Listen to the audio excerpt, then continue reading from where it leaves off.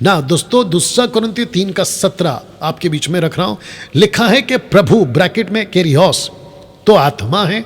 तो केरियास को अगर मैं हटा दूं तो सीधा पढ़ते हैं प्रभु तो आत्मा है, और जहां कहीं प्रभु का आत्मा है वहां स्वतंत्रता है। अब नीचे जो शब्द है ना स्वतंत्रता, याद रखो, मैं हमेशा कहता हूं, अभी फिर कह रहा हूं, जब भी कोई लाइन पढ़ो तो उसको कॉन्टेक्स्ट में पढ़ना बहुत जरूरी है कि बोल क्या रहा है। तो वचन 17 पढ़ रहे हैं आप, लेकिन 17 के ऊपर कुछ हुआ, यानी कि ऊपर से नीचे जब आते हो तो 17 आता है, इसलिए कह रहा हूं कि 17 के ऊपर यानी कि 6, 7, 8 में कुछ हुआ है। मैं रखूंगा क्या हुआ है ताकि आपको यह वचन पता चले। लेकिन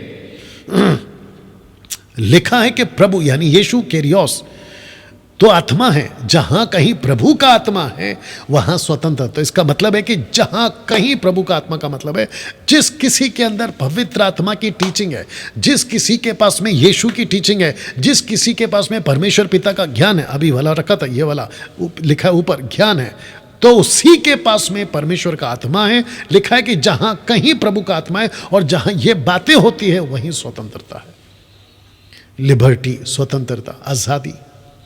किस चीज की आजादी अभी रखूंगा, लेकिन देखो कितना गजब बोला है। तो आपको याद है ना, पहला यूहन्ना का 5वां अध्याय में मैंने क्या कहा था, माफ करना, पहला यूहन्ना 2 अध्याय वचन 8-9 में मैंने क्या कहा था कि जिसके पास में यीशु की शिक्षा है उसी के पास में यीशु और पिता है। तो जिसके चलते ये बातें आपको अभी बता रहा हूं, रख रहा हूं ना। दोस्तों आते हैं स्वतंत्रता के ऊपर, तो कॉन्टेक्स्ट पद 6 और 8 में है, 6 और 8, नॉट 6, 7, 8, 6 और 8 में। आइए देखते क्या लिखा है। लिखा है, मैंने दोनों को साथ में रख दिया, लिखा है जिसने हमें नई वाचा के सेवक होने के योग्य भी किया, शब्द के सेवक नहीं वरन आत्मा के, क्योंकि शब्द मारता है पर आत्मा जिलाता है। तो आत्मा की वाचा और भी तेजोमय क्यों ना होगी। ये शब्द कौन है और ये आत्मा कौन है? वाह आपको बाइबल रख के दिखा देता हूं, ओके। और मुझे आपको ये बताना होगा कि शब्द कौन है और आत्मा कौन है। एक सेकंड दीजिए प्लीज। इसको कहते हैं शब्द, ये वाला पूरा, इसको कहते हैं शब्द, तो ये क्या हुआ, ओल्ड टेस्टमेंट। इसको कहते हैं न्यू टेस्टमेंट, तो ये हुआ आत्मा, क्योंकि यहां पे शब्द था जिसको कहते हैं लोगोस, लोगास या लोगोस। और जब यीशु पैदा हो गए ना, क्या वचन देहधारी हो गया, उसको कहते हैं रेमा। तो ये है लोगोस, लोगोस, और ये है रेमा। इसको कहते हैं शब्द और इसको कहते हैं आत्मा। तब लिखा है कि शब्द मारता है पर आत्मा जिलाता है। शब्द ने क्या किया, व्यवस्था ने क्या किया, मारा, इसको मारा, उसको मारा, ऐसा मारा, वैसा मारा, इधर मारा, उधर मारा, मारा मारा मारा। लेकिन जैसे ही पवित्र आत्मा आया, लिखा है शब्द जिलाता है। वाह, कैसा लगा।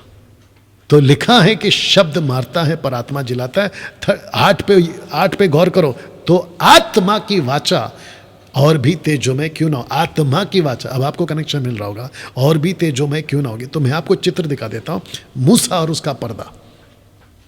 क्योंकि मूसा जब ऊपर से लाया था ना 10 कमांडमेंट्स, मूसा जो सिन्हे पर्वत से लाया था ना व्यवस्था, मूसा जो परमेश्वर की बातें लाता था, तो लिखा है बाइबल के अंदर कि उसकी जो चेहरा है ना वो रोशनी से भर जाती थी। और लोग कहते थे, मैंने नहीं रखा हूं लेकिन आप जानते हैं, लोग कहते थे कि हम तेरा चेहरा नहीं देख सकते इसलिए पर्दा डाल ले, और पर्दा डालकर हमसे बात कर।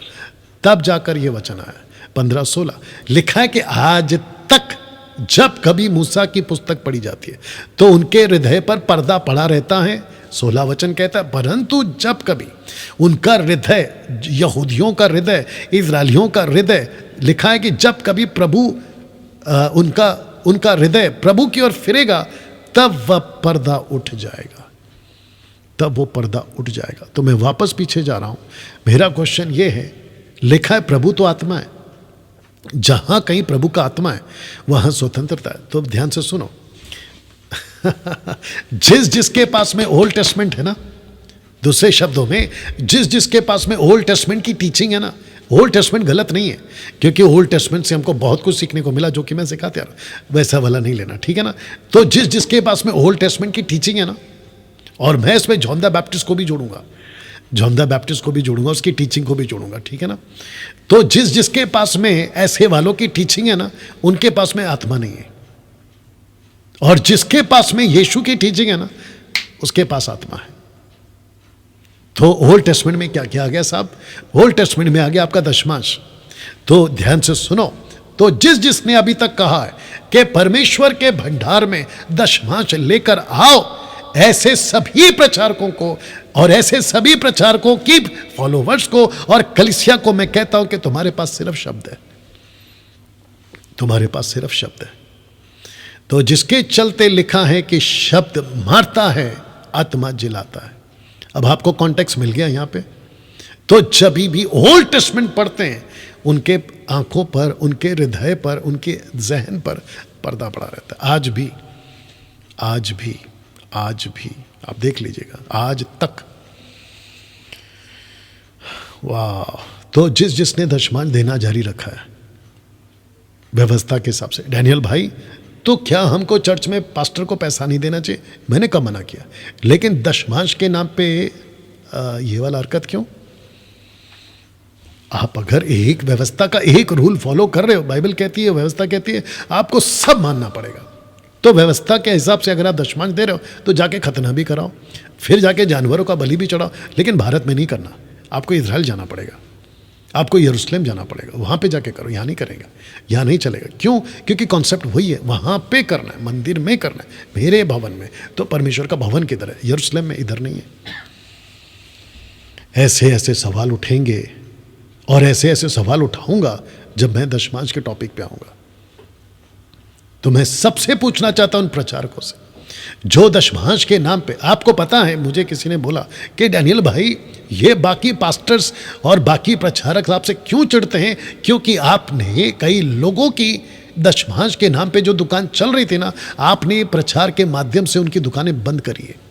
कैसे बंद करिए? क्योंकि उन लोगों को जागरूक किया गया और उन लोगों ने समझा कि दशमांश जो है वो व्यवस्था का हिस्सा है, व्यवस्था, पार्ट ऑफ द लॉ। और जो भी व्यवस्था का पालन करता है वो श्रापित है, बाइबल कहती है वो श्रापित है। एक श्रापित कैसे आशीषित हो सकता है? ये उल्टा क्या सिखाते कि जब तक तुम नहीं दोगे आशीष नहीं आएगी। मेरा ओपन चैलेंज है, कहाँ लिखा है ऐसा? मलाकी 3:10 को छोड़ के, क्योंकि वो आपके लिए नहीं है, वो तो अन्य जातियों के लिए, माफ करना, इजरायलियों के लिए था, और वो भी एक्सपायर हो गया, वो कॉन्सेप्ट एक्सपायर हो गया वो कॉन्सेप्ट एक्सपायर हो गया, आप उसको लेके चल रहे हो। बाप रे कैसी मूर्खता चल रही है, सोच के देखिए।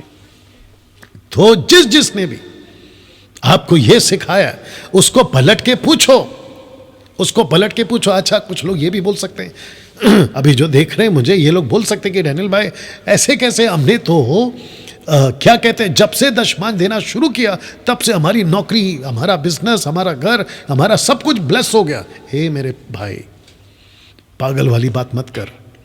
जो अन्य जाति है ना, वो पत्थर के आगे जाके जो अर्पण करते हैं ना, और जो मन्नत मांगते हैं ना, उनको भी मिल रहा है।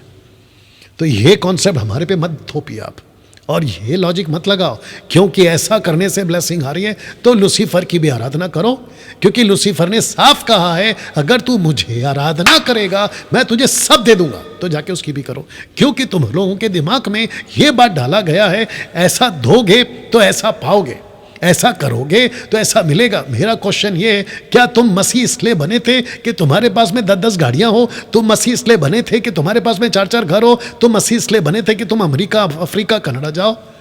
आप मसीह इसलिए नहीं बने थे, आप मसीह बने थे मसीह की मर्जी को पूरा करने के लिए।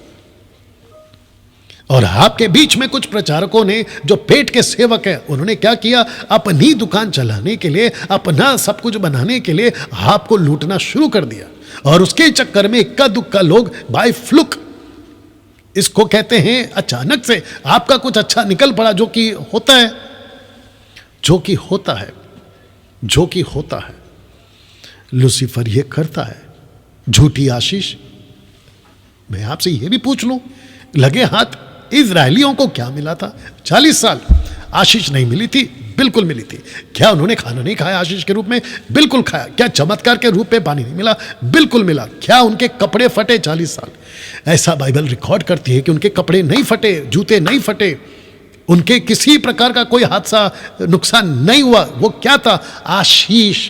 ऐसी आशीष तो आपको नहीं मिली अभी तक, और ना मिलेगी, क्योंकि वो कॉन्सेप्ट अलग है।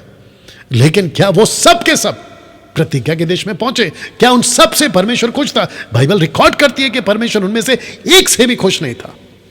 तो आशीष के चक्कर में मत भागो मेरे दोस्त, आपको परमेश्वर की मर्जी के पीछे भागना है। मैं समझता हूं कि 21वीं सदी में कैरिस्मेटिक, पेंटिकॉस्टल, प्रॉस्पेरिटी प्रीचर्स, तुम लोगों को अपनी टीचिंग चेंज करनी पड़ेगी। जैसे बेनी हिन ने बीच में कहा, मेरे 20 साल के प्रीचिंग को मैं कैंसिल करता हूं। कौन सी preaching? Prosperity preaching. I was wrong. और क्रेफ्लो डॉलर ने क्या कहा कि ताइद का कॉन्सेप्ट गलत है। अभी आया उसको अकल। और यह बात हम कब से बोल रहे हैं, आप भी जानते हैं। तो जिसके चलते आपके बीच में, मैं ये फिर कहूंगा, शब्द क्या करता है, ओल्ड टेस्टमेंट क्या करता है? आपको मारता है। यह है आपका ओल्ड टेस्टमेंट और यह है आपका आत्मा, यानी परमेश्वर का वचन, शिक्षा। तो जिसके चलते ये कॉन्सेप्ट मैंने आपको समझा था, अब इसको देख लो। पवित्र आत्मा का काम ही है सच्चाई को तेजोमय करना, क्योंकि शब्द यहां पर क्या लिखा है कि शब्द का जो तेज है वो कम होते जा रहा है, लेकिन जो परमेश्वर की सच्चाई का तेज है वो बढ़ता जा रहा है। वाह, कैसा लगा दोस्तों?